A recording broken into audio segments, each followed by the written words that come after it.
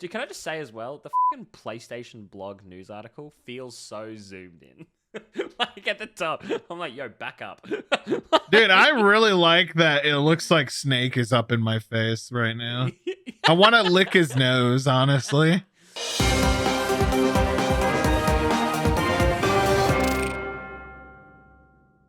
Hello, everyone, and welcome to the week of August 29th's news. I am joined by the illustrious Maxi. Maxi, what do you have to say for your intro this week? What's up, chicken butt? Huh? No, you're not there yet. You still got to keep working at it. Look, let us know in the comments what Maxi's intro should be. I need more suggestions. I need to come up with some sort of catchphrase. So he needs a catchphrase. Nothing controversial, all right? Just, something nice, family friendly. Something could be put on a t-shirt. There's a lot of stuff that we could say if you didn't care what it was, but let's just get into the news. Let's just hop right in. All right. First of all, we're going to talk about the most requested story that everyone's been tweeting at me and yelling at me and telling me in chat about. And that is the fact that the PlayStation 5 is going up in price in select markets due to global economic environment, including high inflation rates. Now, I first of all, actually, we're not going to talk about the quote unquote inflation because that's a 35-hour conversation, at least in the United States. And it's not going up in price in the United States, so it doesn't even matter. But they're raising the price of the PlayStation 5, both the disc version and the digital version in the Europe, UK, Japan, China, Australia, Mexico, and Canada. Maxi, I want you to talk about this because as an Australian, this directly affects you. Yeah, well, I mean, it directly affects a lot of us. Europe, UK, Japan, China, Australia, Mexico, and Canada are all being hit with like a massive price hike. Well, not a massive price hike. It's like up to 20%. For me, I find that really funny because I bought my PS5, the digital version, for $700. Wait. Did you buy it from a store? Yeah, I bought it from a store. For $700. I bought it from Big W, which is like a Kmart or a Target or something like that. So wait, you were, before this price hike was even announced, you paid 700 Australian for the digital version, which is only now going up to 650. You got robbed, I got dude. Scammed. You got scammed.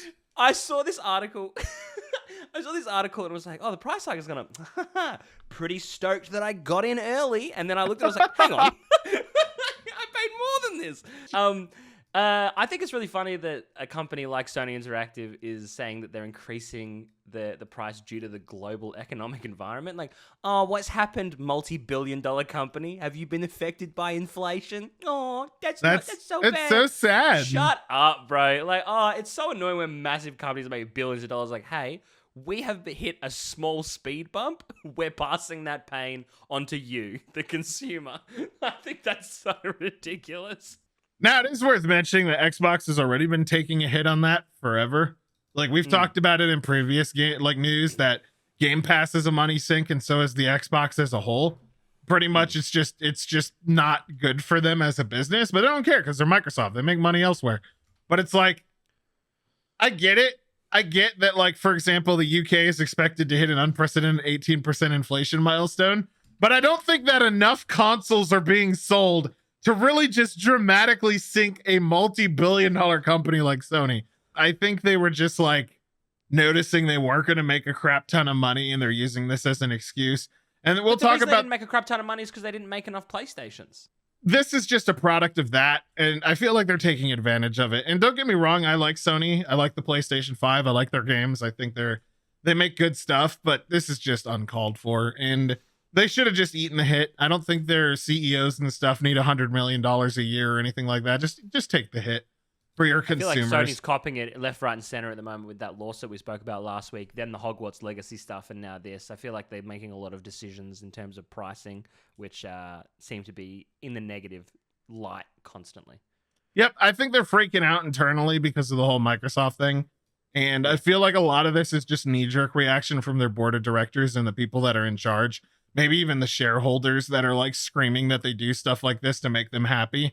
Either way, it makes the company look bad, especially when like I do value their games and their stuff higher than Microsoft as far as like their quality of stuff goes. It's hard to say that because Microsoft owns pretty much like 80% of the gaming sphere right now. But yeah. Point being, like, dick move, Sony. Shame on you. I think that's the way to end that. Shame. Next up, we're going to talk about a tweet, but the tweet is a quote from Facebook Gaming from Gothalion, who just stopped streaming on Facebook Gaming. He was paid to go over there, and now he's left and he's gone back to Twitch. So that pretty much says 1,000 words about what's going on over there right now. But it's the fact that the Facebook Gaming app is no longer going to be available on the iOS and Android. Now, they do say that it's going to be available, like all the streamers and the communities and stuff will be available on the Facebook app itself. It might be consolidating, but the fact that a lot of people are jumping ship, and honestly, I still haven't heard anything about Facebook Gaming in general. Like, it doesn't seem to bleed out anywhere else on the internet. It's just in its own small isolated area, plus mixed with the demographic that uses Facebook. I'm not surprised that they're cutting it all back, especially with like exclusive partnerships and things like that. Maxie, what do you think? Well, look, so when I first saw the article, by the way, I saw the article posted from someone named Zach Bussy, which a very unfortunate last name in today's current climate. But actually, no, it means a good dude. Oh no, I don't doubt that he's a good guy. I just feel bad for him. Can you imagine when he walks into boardroom meetings and they're like, Bussy! Hey! Exactly, dude. You want to get some of this Zach Bussy? Like, no, that's so unfortunate. Anyway, so what a fucking derailing comment.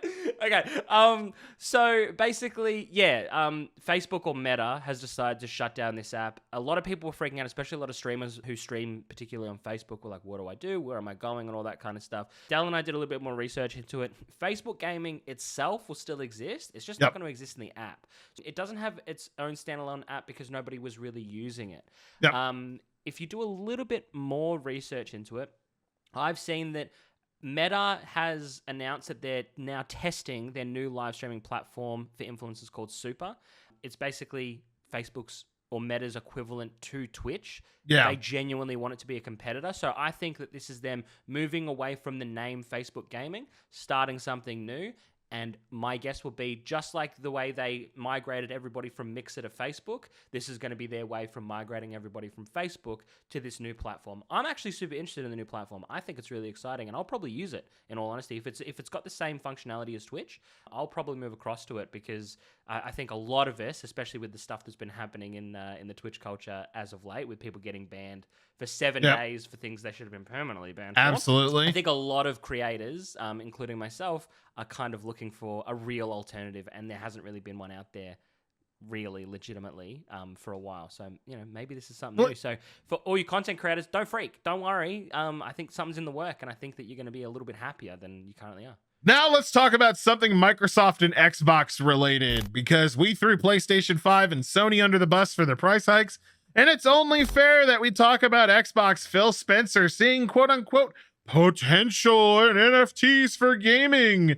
Ooh, scary. No! And he says, I think there could be some interesting things. Now, to be very specific, we talked about Minecraft not getting any NFTs and taking a hard line against play-to-earn mechanics and NFTs, even banning a couple of really big communities that used like blockchain skins and stuff. And Spencer doubled down on this, saying that he doesn't want Minecraft to get involved with anything exploitative. But that being said, he isn't ready to write off that free money. You know what I mean? So he's like, I think sometimes it's a hammer looking for a nail when these technologies come up. But the actual human use or player use in our case of these technologies, I think there could be some interesting things. And I'm just going to like filter that through corporate Spreak. We're going to make a lot of money off idiots who buy this stuff. And I don't want to say that we're not, because our board will get really mad at me. And honestly, there's a lot more money to be made here. Just not in Minecraft. Maxie, do you feel like that's the sentiment being echoed here? Look, I do. I definitely do. I think that this is corporate jargon for we actually haven't made a decision, and if I announce something now and something else happens later on, people are going to refer to this article. So yeah, look, I think this is him kind of pulling himself out of a corner. Speaking as one of those dummies who does buy NFTs, and I'm telling you right now, if you're any person who's bought Rust skins, CSGO skins, League of Legends skins, Dota skins, anything like that, you are a dummy that buys NFTs. That's what we do, right? That's what NFTs are. I definitely think that when it comes to cosmetics and stuff like that, I think NFTs are useful. I think that they're cool. I genuinely think that it's like a unique way to feel, or a good way to feel unique when you're playing a video game. Oh, I have this skin, or I have this item, and it only looks like this because it's mine. Like nobody else can get this exact look and all that kind of stuff. I think that's really cool. Do I think that every game should have NFTs? No, I Absolutely not. Yeah. I think that it's specific to the type of game, and I'm always up for hearing the different ideas that people and developers and stuff have. But if they're going to turn around and say, "Oh, well, we're adding NFTs because NFTs are popular," it doesn't add any value to me. No, and it's all about not saying, "Oh, we're not going to throw this money out." And honestly, I don't think there's anything Xbox could do that would be worse for PR than to add NFTs to anything that they do. I think Xbox knows this. I think they've realized that the majority of the gamer sphere, that's a bad word as far as like gamers are concerned. So I don't think they're going to say anything or admit to anything or do anything like that with the phrase NFTs, but it's one of those things where it's like, hey, look, you're not just saying no entirely, you're saying not in Minecraft. And it's like, I'm reading between the lines. I get what you're saying, and we're watching you, Xbox. I've got my eye on you, Phil. Yeah, Phil, you feel that every time you look at an NFT. All right, speaking of Microsoft stuff, let's talk about 343 not being sure if it will add microtransactions to Halo Master Chief. The previous announcement that the collection was to receive purchasable in-game currency sparked intense debate and discussion in the Halo community. Look, man, Halo Infinite's kind of like already gone past its relevancy in the Master Chief collection. They're gonna shove cosmetics into it. They're gonna do it. Like, I think that, like, it's got to keep making money. People that are going to buy the game already bought the game, and they're still playing the game and having fun, and they're letting all those people do it for free. And you know, big corporate businesses can't really just be like, we got all these players. Oh, we need to monetize them somehow. Like, they can't just not do that. So they're still quote unquote deciding on whether or not they're going to be adding microtransactions to the Master Chief collection. Personally, I don't care. I mean, I'm not a big avid player, but I understand why people would get mad when they take something that was like designed to be a remaster or an improvement of the original, and then they just start ham-fisting money costs and purchase things in there to make people look better. It's not good for any old game that gets redone unless it's like transparent at the very beginning. I don't know what you think, Maxi, but do you think they're going to end up doing it in the future to milk that player base? Oh, it's 343, so definitely. 343 will do anything it can to wring even an extra 10 cents away from you. 343, in my opinion, is that company that is representative of like an insane ex-girlfriend. And I'm not saying an insane ex-girlfriend that you keep getting back with. I'm talking an insane ex-girlfriend that you run into at a party and she's like, "Oh my God, like, how have you been? Like, I hope you're good. Like, I've changed so much." But in reality, she hasn't. She's just onto a new toxic trait. That's fair, 343 was already recently, or within the last kind of couple months, was the talk of the town because of all the issues they've had with all their cosmetics in Halo Infinite. The game was so bare bones and empty. Yep. And the only thing that was fleshed out in any regard was its cosmetic system, and it was all cost based, and it was trash. It was really, really the problem bad. is if they had something like loot boxes or a gacha or anything like that, you're gonna have whales that pay what 20,000 people would for just one person by themselves, which is why you see a lot of companies like this just not giving a single shit about monetizing their games. They're like, "Oh yeah, there's a lot of bad PR, but we got a couple of people over in Europe that are spending $150,000 a month on our game, and that's Bob's entire paycheck. So hey, we got no problems with it." You know, so it's like it's just a crappy practice, and I hope they don't do it. But if they do, I will say nasty, mean things about them on Twitter, and they'll know. They'll know. And on to the next story. This is going to be a short article, but it's that Mark Zuckerberg says that Meta's newest VR headset's coming in October, and it will focus on social presence. We've talked about this, man. We've talked about how, you know, Maxi pointed out that he's trying to make the next internet. We've also talked about how they're firing a ton of people and doing really bad stuff. It's just not like, we just talk about him so much. He just keeps saying and doing things, and it's like, it's cool that there's another VR headset coming out. This refers to Project Cambria, which is a hybrid AR/VR device. So augmented reality, virtual reality, if you don't know what that is. fitted with internal sensors and aimed at professionals. It's one of 4 that we talked about. They're going to launch by 2024. It was pushed back to the fall and cost $800. And now what is the Quest 2 just got raised too? We talked about that. It's not going to be a surprise if it goes up to $1,000. Now it's worth mentioning that Valve also patented wireless stuff for their Index, I think like a year ago. So that's around the corner. But it'll be interesting to see if the VR headset that comes out is going to be really nice. And if it's really nice, how well it does. Because I think this is like their test, right? If this comes out and it sells like crap, you can guarantee that there's not going to be 3 other VR headsets. Like, it's just at that point, they'll be like, all right, no, it's not going to sell enough. We can't sell 3 more of these things. Like, we're done. We're just going to move on to the next thing, obviously. I don't know if you feel the same way, Maxi, but I feel like them not releasing them all at the same time and trying with like an introductory, like mid of the road price one. Yeah. What do you think? You think they're just testing the water? Well, I think they definitely are testing the water. In the podcast that Mark Zuckerberg was in, he was speaking with Joe Rogan on the Joe Rogan Experience, and he spoke about meta, virtual reality, martial arts, all that kind of stuff. But he basically mentioned that this new headset will cater to businessmen instead of gamers.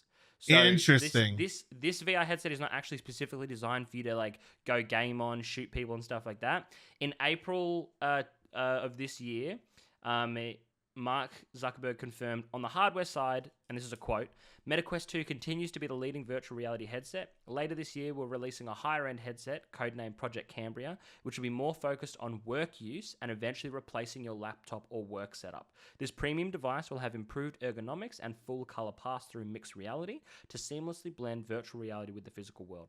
So this is Mark Zuckerberg's way of trying to basically replace your work PC. So instead of jacking into a PC or a laptop or anything like that, you're putting on a headset. This isn't specifically for gamers or anything like that, but I definitely think this is a test to see, can VR break into the professional market? Is that going to be a possibility?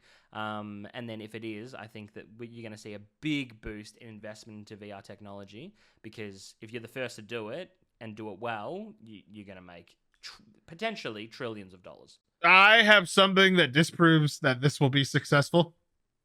Completely and utterly and totally true. And anyone that has ever worked in IT for any company will know this immediately.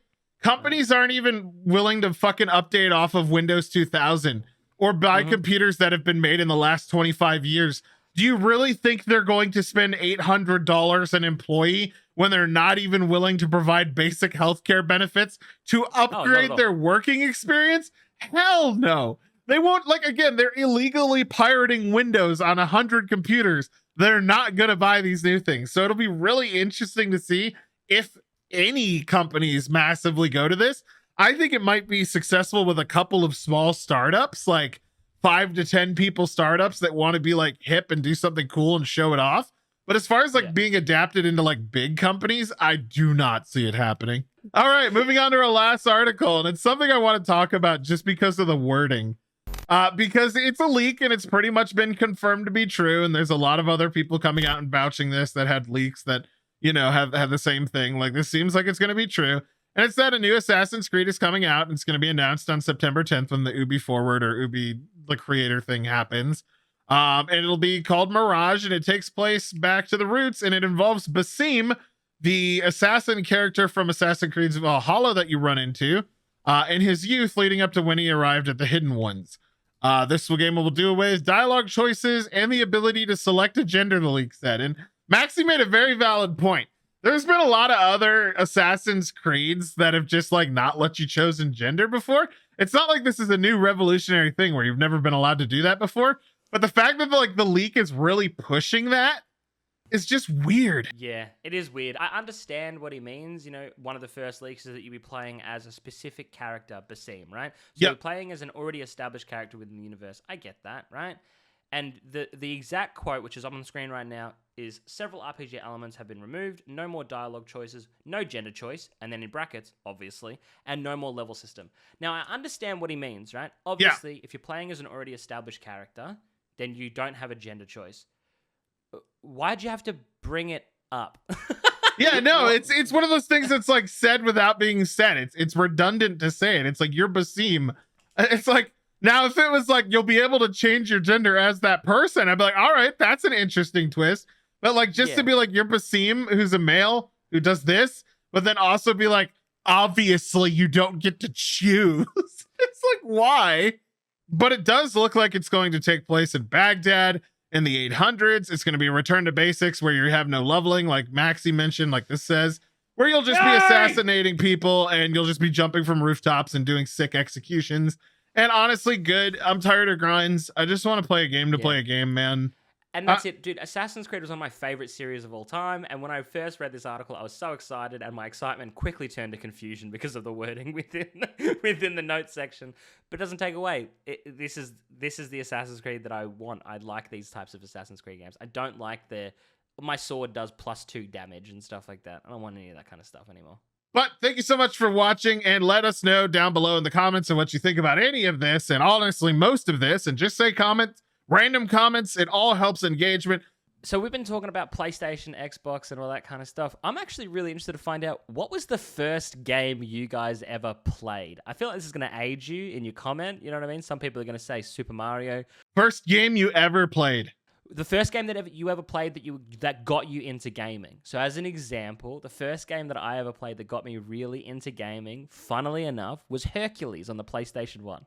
That was, my mum got me a PlayStation 1 and a copy of Hercules for Christmas when I was 4 years old, I think. Yeah. And it was the first game I ever played, and I loved it. I'd played Super Nintendo before, but I wasn't like super into it. But Hercules was the game I was like, I love video games. So I'm interested to find out what everybody else is. Putt goes to the zoo. Yeah, that's right. I'm an aficionado. I played the Putt series. Do you remember the Putt? It's true though, dude. I was like 7, and I played Putt. I played Putt goes to the zoo. And it was a point. It's not a golf game. It was a point. No, it's about a purple car, bro. It's a car that goes putt.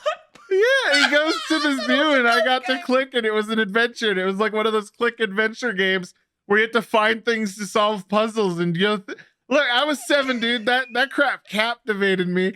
I have just dated myself tremendously far. So funny, dude. Yeah. All right. Yeah. Let us know, please. Let us know the first game you ever played and what got you into gaming. I'm interested. I'm interested in seeing what you guys said. All right. Until the next video, this is Delrith, and I'll be seeing you. Bye, Max. Bye.